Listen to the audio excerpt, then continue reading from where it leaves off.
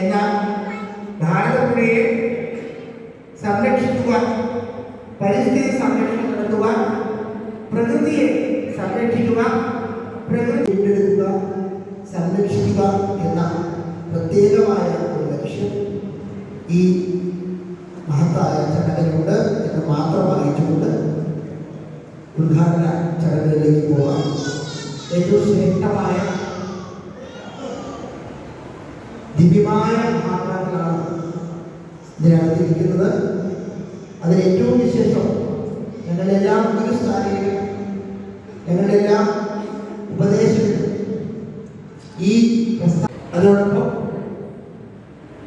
ഉടുപ്പി സായി സ്വാമി എന്നിവർ ചേർന്ന് അഡ്വക്കേറ്റ് കൃഷ്ണൻ സാറിന്റെ ആ സാന്നിധ്യത്തിൽ ഒരു പ്രശ്നമാണ് വരാൻ പാടില്ല.